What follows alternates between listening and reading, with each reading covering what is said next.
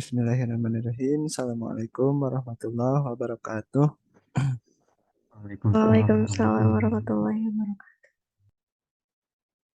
wabarakatuh. Kami dari kelompok 5 manajemen dan praktikum basis data dan praktikum manajemen basis data akan mendemokan eh, Microsoft SQL Server dengan kelompok 5 yang beranggotakan yang pertama ada Diani Eka Putri, yang kedua ada Fikri Taufikur Rahman, dan yang ketiga saya sendiri Firan Abdurrahman Gani.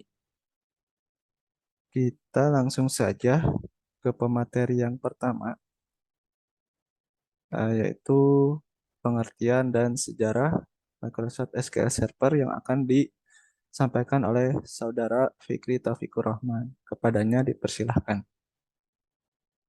Baik, terima kasih kepada moderator yang telah memberikan saya kesempatan untuk sedikit sharing mungkin tentang pendahuluan, pengertian, dan sejarah eh, Microsoft SQL Server.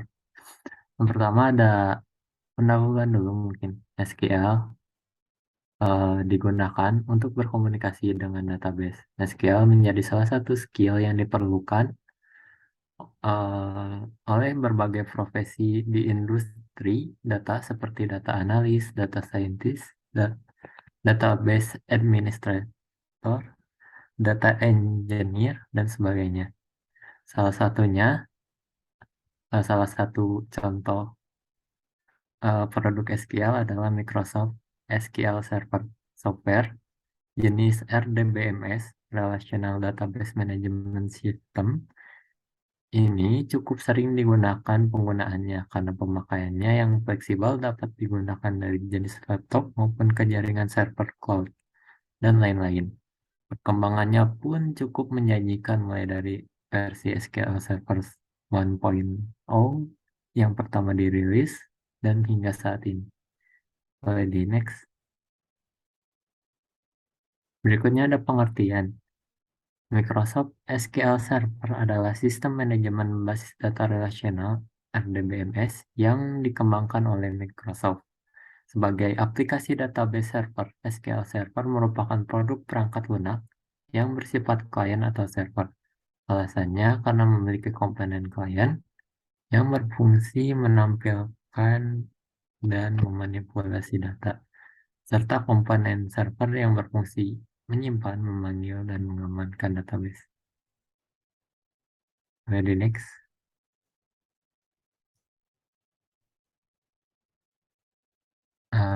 Berikutnya ada sejarah singkat tentang Microsoft SQL Server. Sejarah ini dimulai pada tahun 1988, yaitu pada saat Microsoft mengeluarkan versi pertamanya SQL Server ini pada tahun tersebut. Desainnya hanya untuk platform OS 2 yang didevelop bersama dengan Sybase sebagai partner kerja Microsoft untuk pembuatan SQL Server. Mungkin cukup sekian yang saya bisa sampaikan. Saya kembalikan ke moderator. Terima kasih.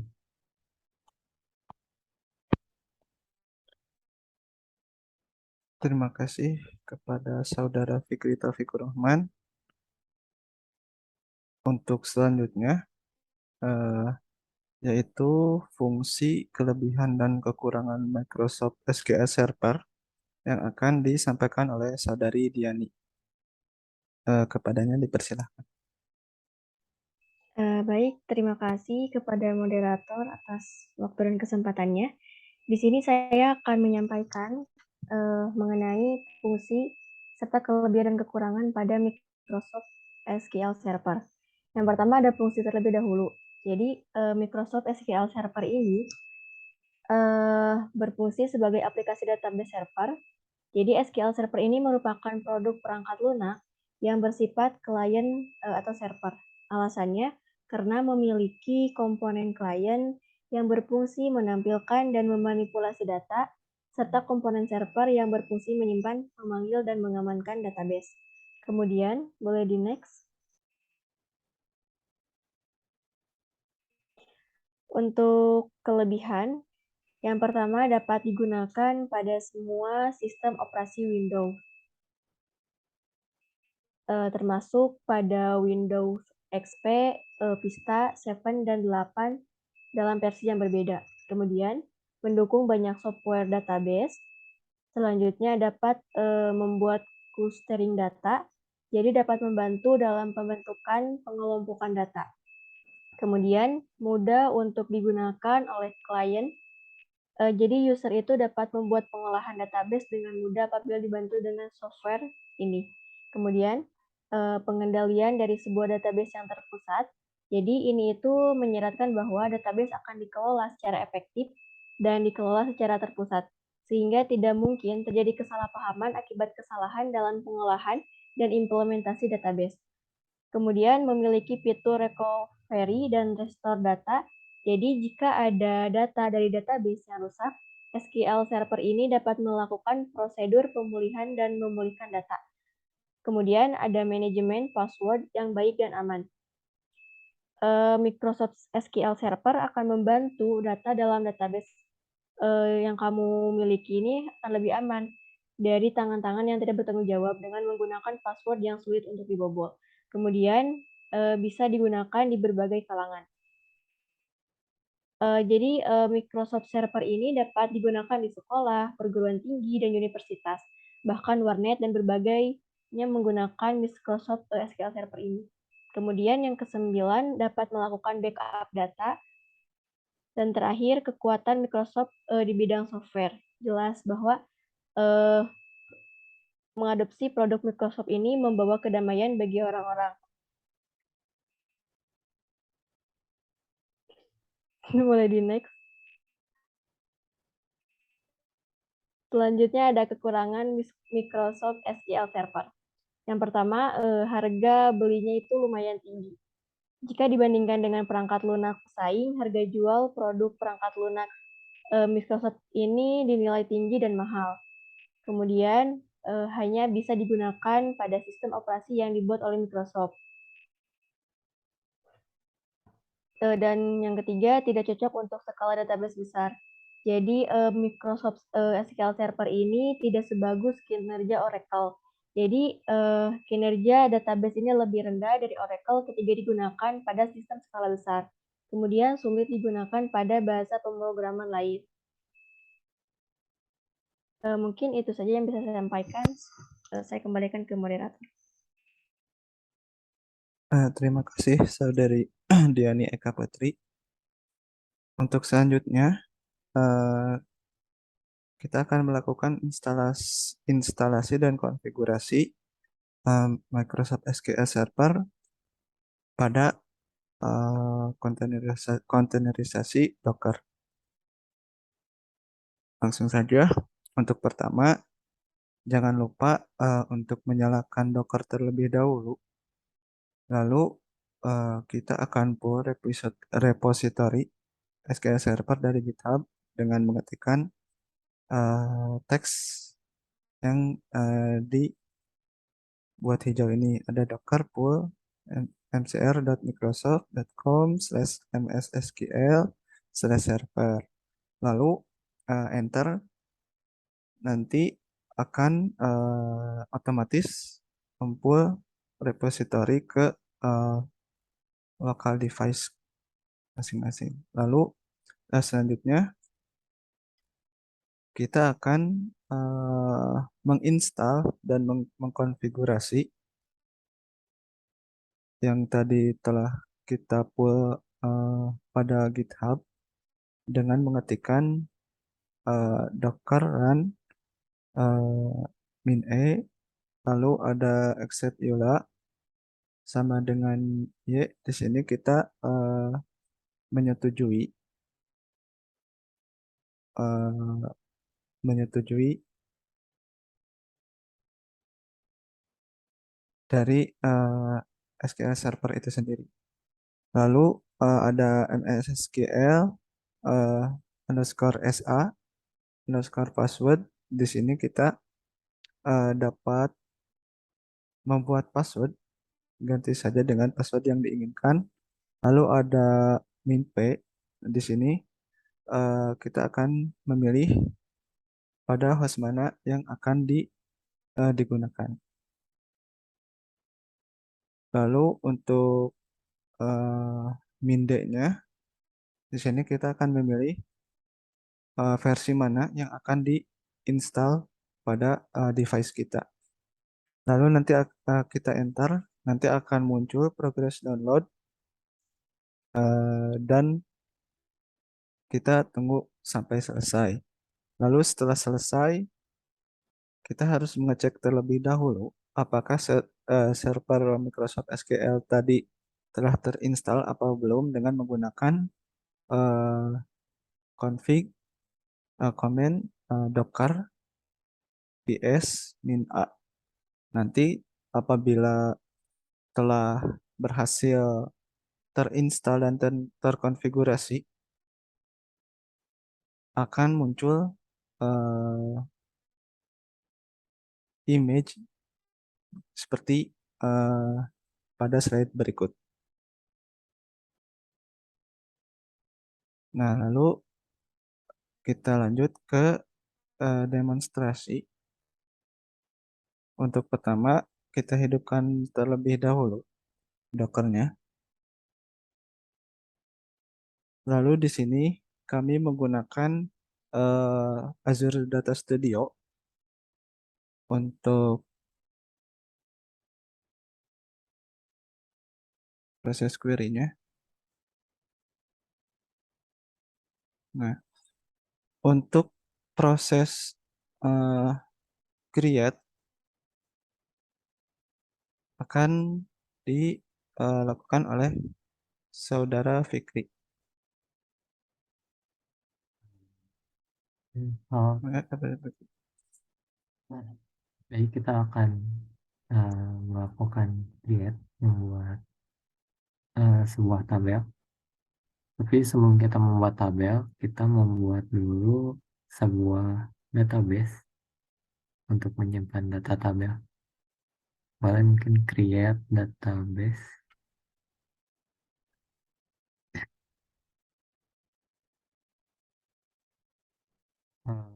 Database name-nya misalkan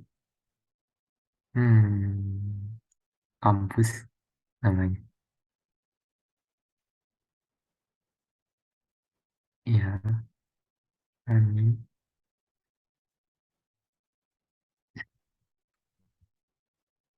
Nah, sampai di sini kita udah berhasil membuat database. Sekarang kita bikin tabelnya. Sintaksnya tinggal create tabel mahasiswa. Iya, create tabel, nama tabelnya mahasiswa. Terus di dalamnya ada kolom name yang pertama. Bentuknya integer, not null, primary. Ya, cukup.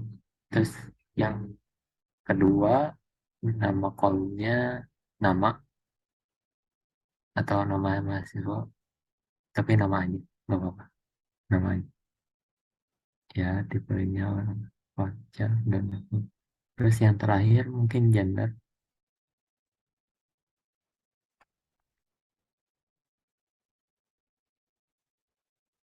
Wajar, kita batasi satu aja.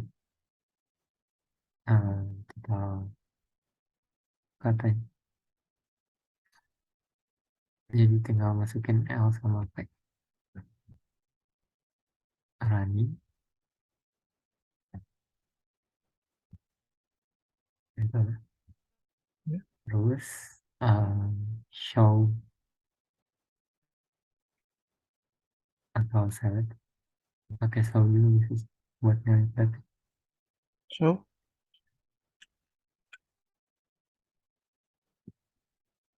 Nggak ada.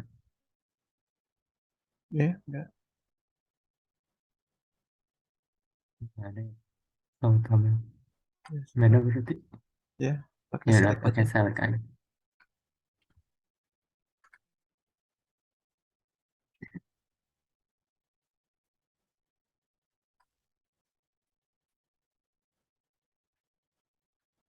Oh, tentang mahasiswa.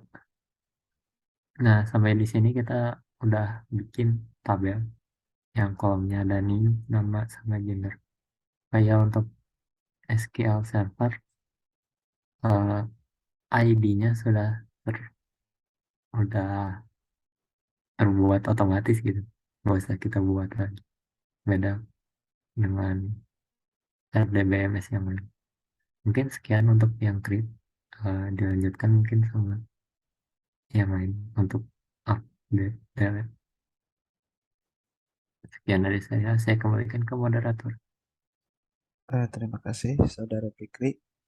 Untuk selanjutnya, kita akan melakukan update pada tabel mahasiswa dengan menggunakan eh, kita masukkan dulu data ke row mahasiswa dengan nilainya tadi ada NIM,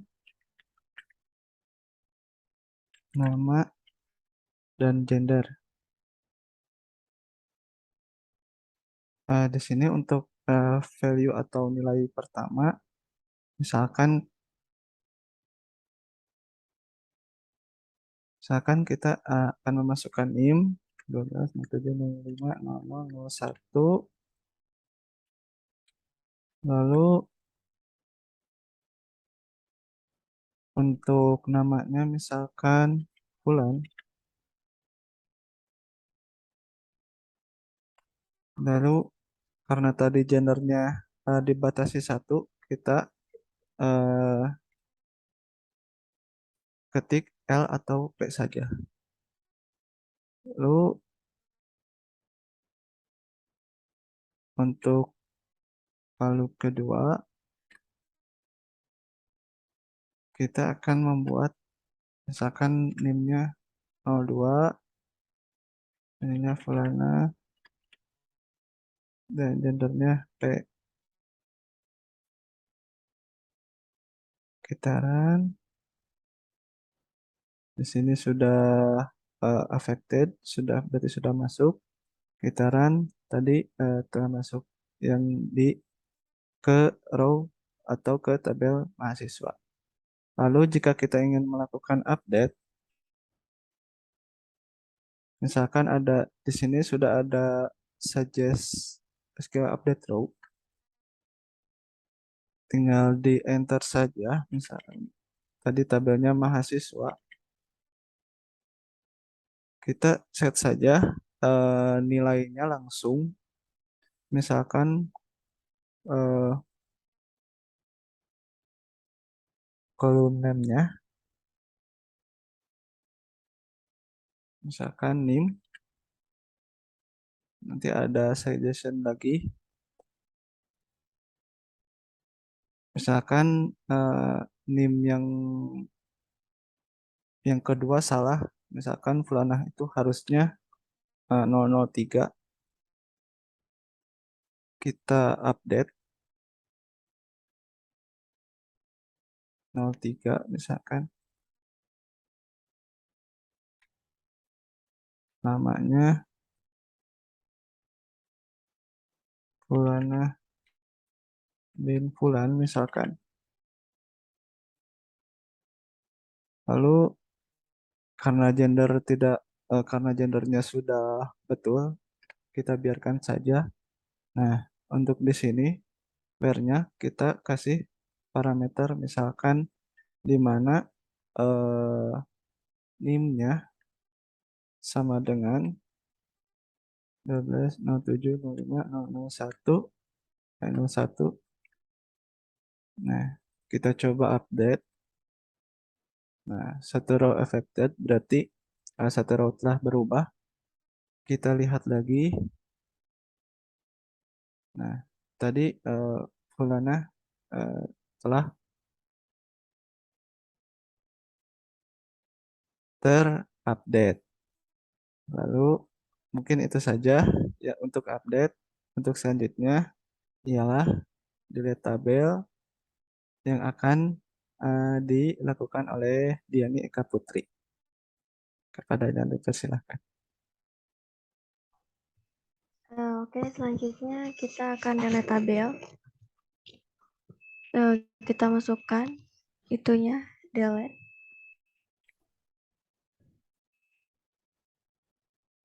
Kemudian tabelnya itu mahasiswa.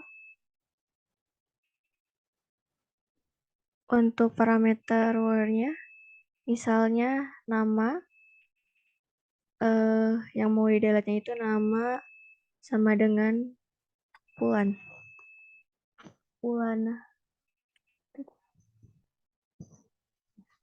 Kemudian di